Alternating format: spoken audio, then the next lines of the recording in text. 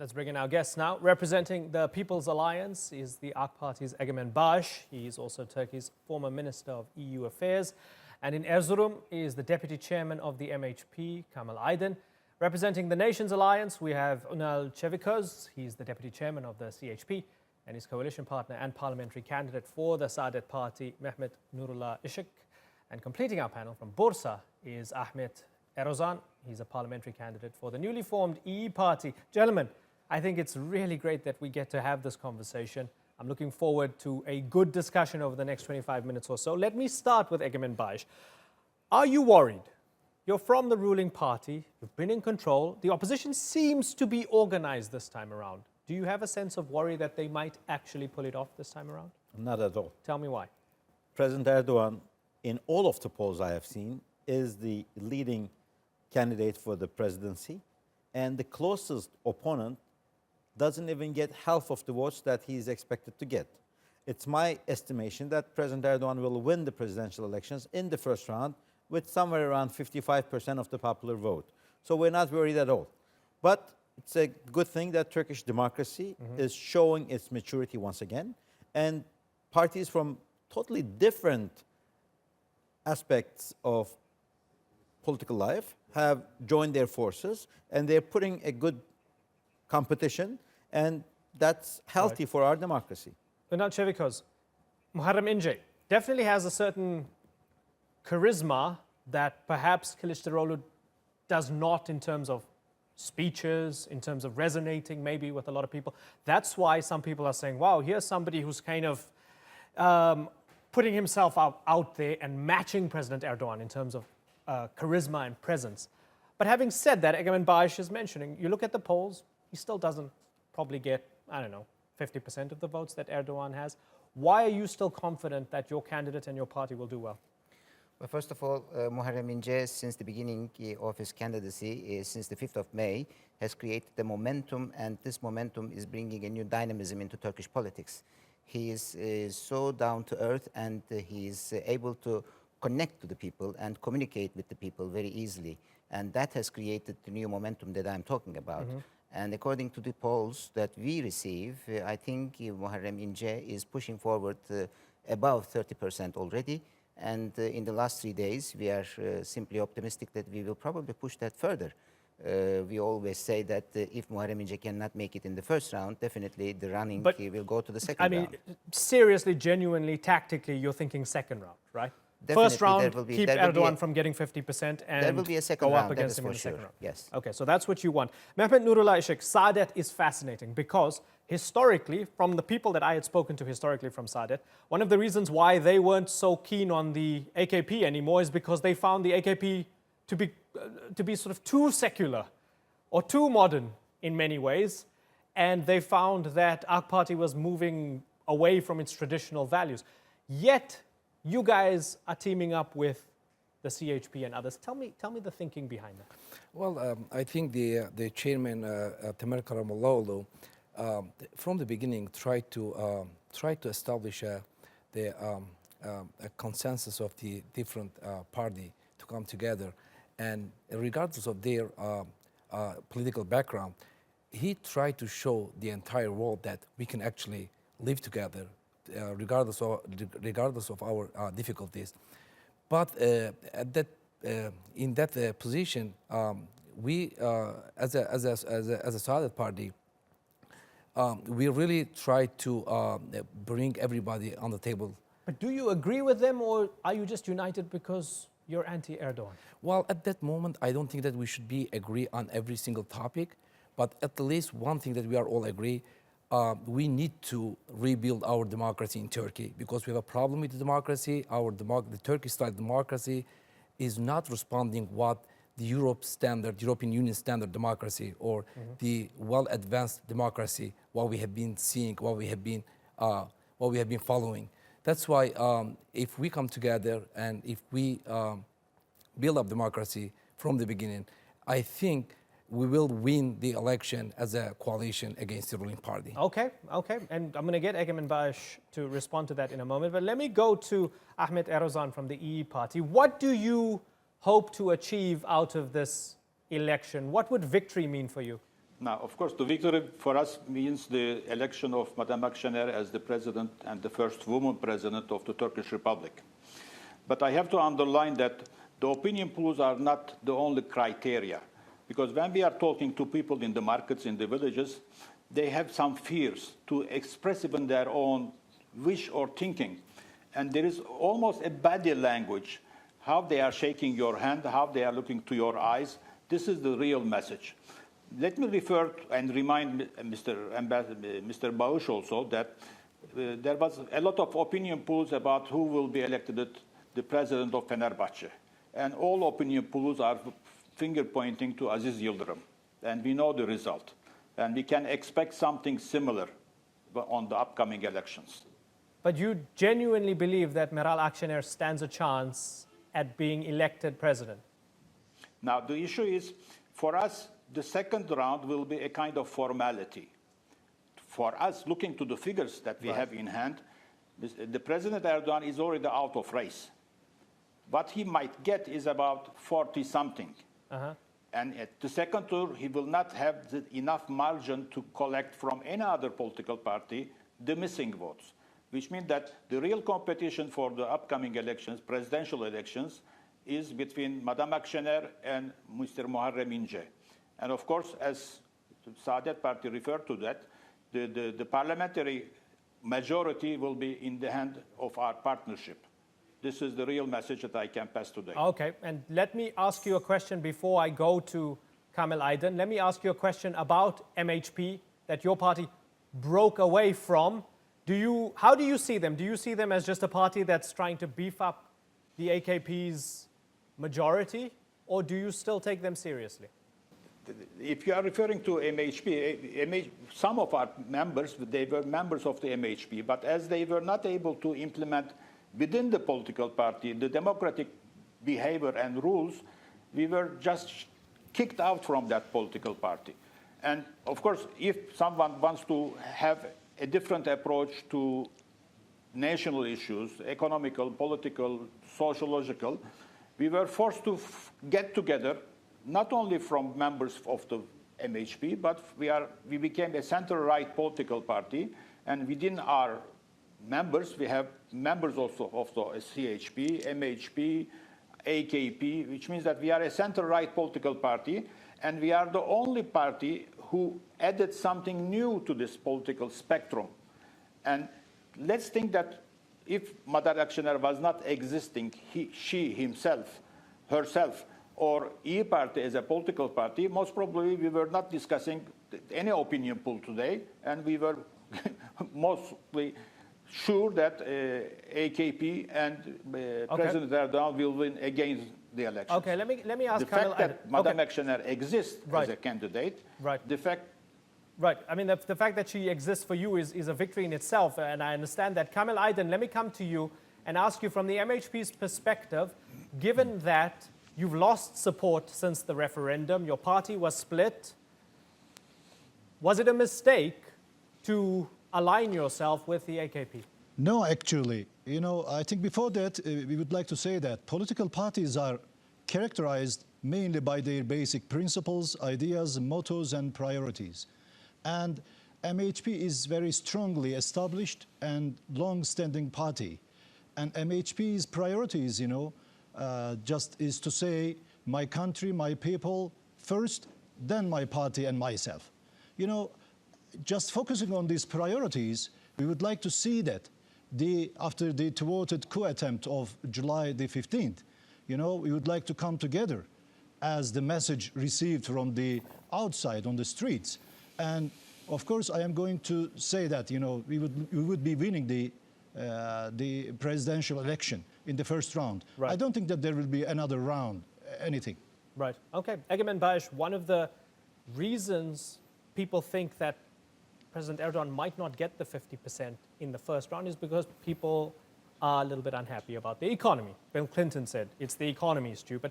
The election's being run right now at a time when the economy is not doing brilliantly. Actually, it wasn't Bill Clinton. It was President Bush, the father. Was it Bush Sr.? Well, Clinton then aped him. And everybody took that as almost like a law of nature after that, right? The economy.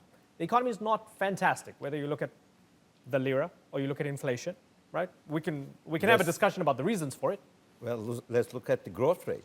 Last year, Turkey grew by 7.5%, 7.4% economically. Okay, but and that's Turkey not, was the fastest growing economy in the world. certainly, but For that's not God's something sake, that's resonating too much the with voters. owner of any product determines its value. Sure. The dollar or the euro is not Turkish products. Okay. They're not Turkish entities. But again, I'm So not putting it's words so in clear people's that the mouths. international community, Right. along with some cooperators within Turkey, Right. are trying to create an image that the Turkish economy is suffering. But looking at what Turkey has done in the last 5 years, despite the Gezi riots, despite the December 1725 judicial coup attempt, despite the Kobani and rise of terrorism, despite the attack on the Russian plane, despite the July 15 coup attempt, Right. despite the assassination of the Russian ambassador by an active Turkish police officer, Turkish economy is still very And that's the strong argument the because AK Party- of President Erdogan. Okay, and that's the argument the fact AK Party is that making after to 16 years voters. in power, Turkey's biggest hope as AK Party is because of our achievements of Okay. what we have delivered to the people. And that's the argument President Erdogan and AK Party is making to the people, and it's a tough sell at the moment. Would you agree? I think It's an election. I think it's a good sell. People who are being polled I are think saying the economy people is... do appreciate what Yeah. President Erdogan and AK Party has done for them. Right. I think they have found a good public servant, and they want servant to continue serving. That's why he will continue as Turkey's president under the new presidential Right. system. So let's take that then and pass it on to Ünal Çevikos. What's your plan then for the economy? Because whether it's via perception or reality, people are talking about the economy. They're voting And based on the every economy. time CHP, let me add another question for Ambassador Çevikos. Every time CHP was somehow in government, the economy went backwards. What do they have in mind to move it forward this time So what's your that they plan? didn't have in the past? Well, first of all, growth rate is not all about economy. There are so many issues which we have to discuss about economy. First of all, we have to discuss the high inflation rate. We have to discuss the high unemployment rate. We have to discuss the high youth unemployment rate. And we also have to discuss the foreign debt, which is about 450 billion US dollars. The current accounts deficit is 55 billion US dollars. And Turkey has to pay something around 220 billion US dollars of credit loans till the end of this year, and there is not enough money in the central bank funds. That is the main issue. And when you talk to the men on the street, the economy is the number one issue, and that is the hot potato that they always complain about.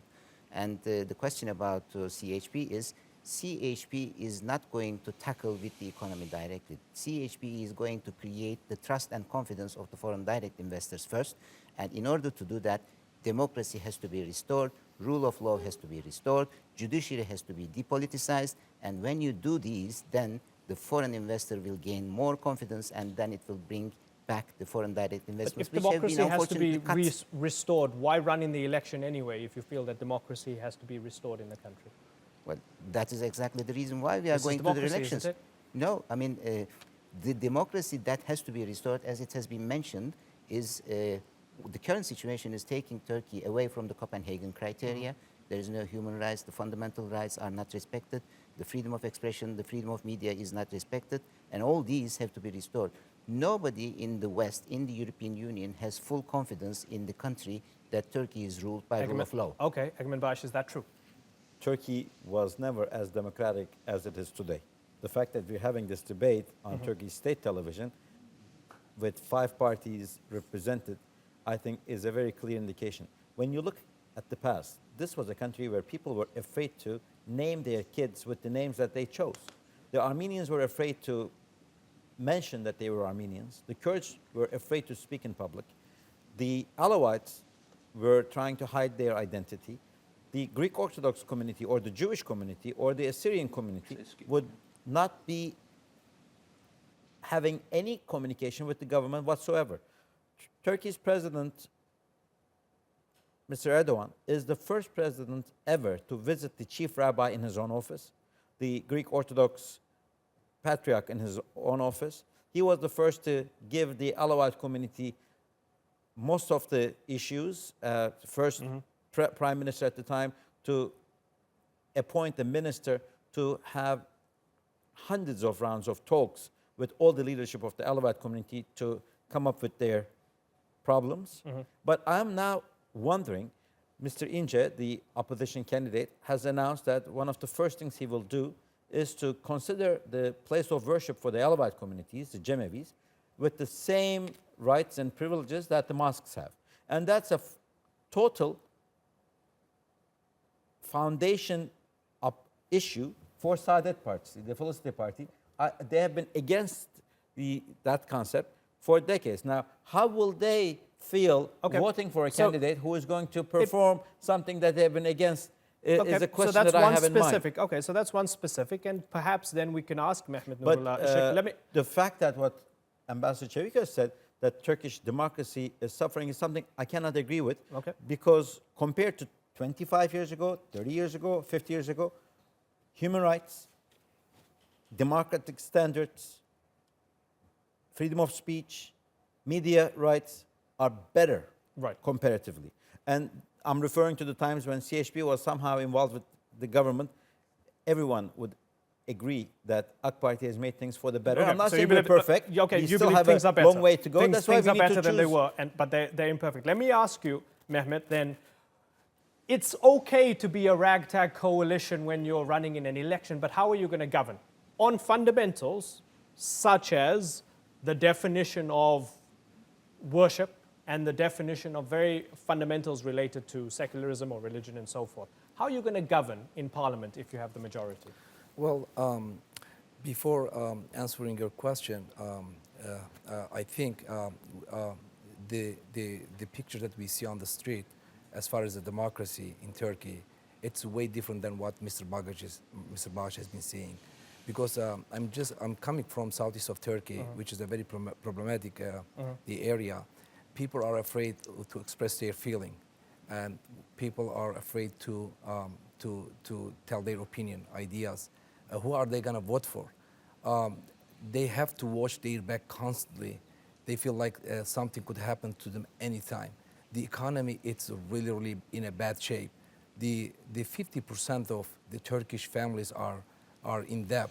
They have a credit card. They have a credit card loan that they have to pay immediately.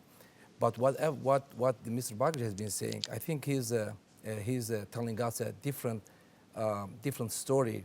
What the rest of the world may want to hear about the Turkey, not what is the reality. When it comes to your question, we have a different background with the coalition, and I admit that. And Turkey has a lot of different problems, such as Kurdish problem, Alawite problem.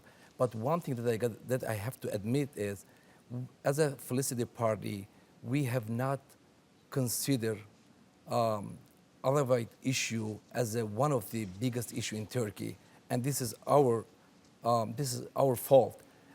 Something really needs to be done with the Alawite issues.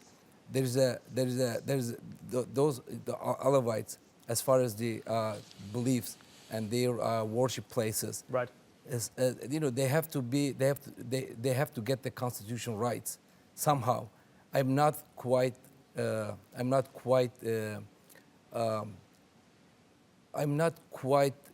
knowledgeable about the details, but something has to be done, and hopefully, so that's a shift from you personally. Absolutely, yes. Okay, interesting. I want to talk foreign policy. I want to enter the foreign policy discussion by asking Ahmet Erdogan for clarity. Is it true that your party, if you come to power, you want to kick out all the Syrian refugees?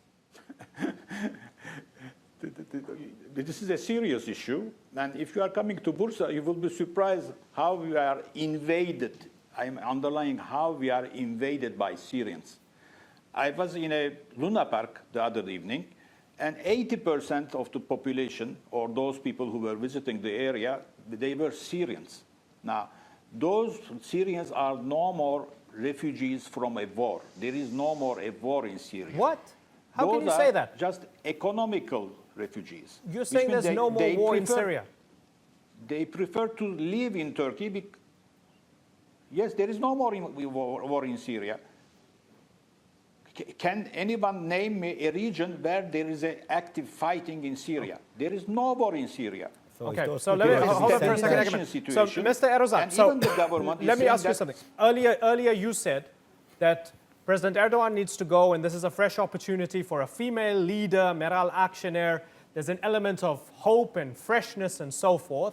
But what you're saying about the Syrian refugees is very similar Yes. to what Marine Le Pen says about foreigners. It's very similar to what Viktor Orban says in Hungary. It's very similar to what the AfD in Germany says about Turkish people. That's how they talk about Turkish people. They say the Turks have invaded and we need to kick them out because there's no trouble where they come from. So doesn't that sit uncomfortably with you? You were involved with the OSCE in the past. But I am not saying that we will kick them out. We will give them the opportunity to return back to their homelands. Now, the issue, as there is no war, as already return some back to of them Bashar are going al-Assad's back Syria. home, we have to facilitate this return. Of course, this is their homeland. There is no fighting again. Okay. Why do they have to? Okay. Because Okay, each this is good. Syrian is getting social security, Right. health. Okay. This is a big package. Even the Okay. Turkish citizens are not benefiting from such privileges. Okay, this is interesting because let me ask Kamil Aydin your This is the response to that, situation, because and we this want is to see resonating. them. Okay, this is resonating with a lot of voters who are supporting Meral Aksener. Even if she gets 10%, 15%, whatever it is, a lot of Turkish people, Kamil, are saying Turkey for Turks, and these Syrians are causing problems. And just as Ahmet Erozan said, they are invading Bursa and other cities. How do you feel about that? That this is something that's an important issue for a lot of voters. Yes, thank you very much. I would like to wrap up the things the other speakers already pointed out. That, politics is solution-producing process. And now we cannot look at the problem from a very populist perspective. As far as international and domestic relations are concerned, I think, the priority should be given to welfare and, of course, security. As far as Turkey, is concerned, of course, we should focus on the security first, because when we try to make a choice between these two priorities, welfare and security, of course, we should focus on the security first, because, without security, we cannot produce, we cannot develop welfare. And from the beginning until now, I heard very, populist perspectives from the opposition party representatives. Why we are invaded, why, we should kick them out. This is the main point why we organize the People's Coalition, People's Alliance. We would like to produce a secure zone. That's why we are fighting against terrorism. Terrorism inside, terrorism outside. Right. Terrorism, within the country, and terrorism on the vicinity of the country. That's why we insisted on the move to Afrin, Elbab, and Kandil. Why? Because we are not only securing ourselves, and at the same time we are securing the future of the Syrians. And if we can manage, I hope, hopefully we are going to manage, and they are going to go home in a secure and very wealthy position. Okay. That's the way I think we politicians should focus on. Okay, I want to move towards the end of this discussion by asking a broad question, and you can fold in some of your responses into that answer. Let me start with you, Ünal Çevikos. A lot of the time in elections in Turkey, there's been a binary. Whether that's been fair or not, people have seen it as a debate between conservatism, religious conservatism, and secularism. This time around, what's interesting is the opposition is such a fascinating alliance that doesn't quite fit in terms of the culture wars. You can't really say it's between religious conservatives and secularists or anything similar to that. What then is this election about? What is it about? Is it about justice? Is it about freedom? What is the heart of this election? The heart of this election is a choice between democracy and authoritarianism. The choice is between democracy and separation of powers, and on the other side, authoritarianism and unification of powers. The choice is between parliamentary democracy and the single-man rule. And that is the reason why there is a wide platform which brings together different ideologies, a social democratic party, a conservative party, and a right liberal, right of the center party. All these parties got together by identifying the norms and principles that they agree on, and that's the reason why they have formed that platform, and that platform is called basically a platform of democracy. They have agreed on the fact that they want Turkey to be governed by the rule of law. They want Turkey to have a respectful image in the international community, and they want to restore its relations with the neighbors. They want to restore the relations with the European Union, with the West, with the allies, and with the United States. Okay. And all these factors are bringing these parties together in the alliance. Okay, let me get a response from Egemen Bash. Is that true, that this election is a choice between democracy and authoritarianism? That is true, and people of this country know very well that if CHP is governing, authoritarianism is going to escalate, and if AK Party and President Erdogan will continue to serve his people, there's going to be much more freedoms, because it's him who brought most of the freedoms that we enjoy today. Every time CHP was in government, this country went backwards, and there was more authoritarianism, there was more pressure on the people. People were afraid to admit their identities. With all due respect to Ambassador Çeviköz, their candidate yesterday announced that if he is elected, he will do this and that, and most of the things he announced requires presidential powers, not parliamentary system.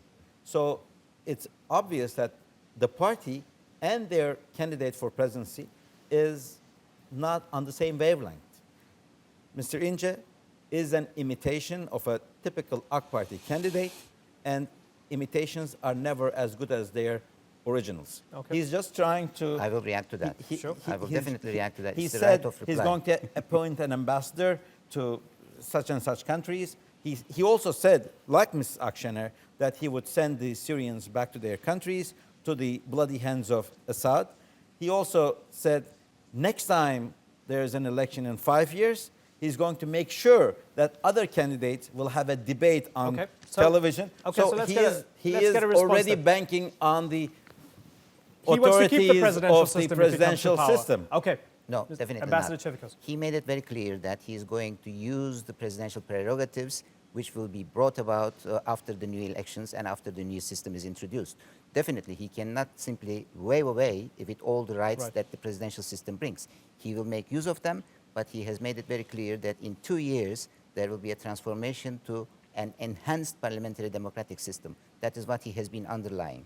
And if he doesn't use the presidential powers that he will acquire after the elections, that would be, of course, stupid, because he's definitely going to use those rights and powers. And about the CHP and about authoritarianism, CHP is not going to come to power all by itself. There will be a coalition and there will be an alliance which will come to power. And all the public opinion polls show that the opposition seats in the parliament will be in a majority, and that will also include all the opposition parties, including the Nation Alliance, the Felicity Party, Good Party, the CHP, plus the HDP. Okay. And well, that, of course, is going to change the whole system. Sunday will answer a lot of our questions. It's going to answer a lot of our questions. The Turkish people will answer a lot of our questions, and I can't wait to find out what they have to say. Gentlemen, I apologize if we all didn't get enough time to speak, but time flies when you're talking about important things. And I think it was fascinating having this discussion. Egemen Bash, Ünal Çeviköz, Mehmet Nurullah Sheikh, Ahmed Erozan, and Kamil Aydin. I thank you all for joining us here on the Newsmakers.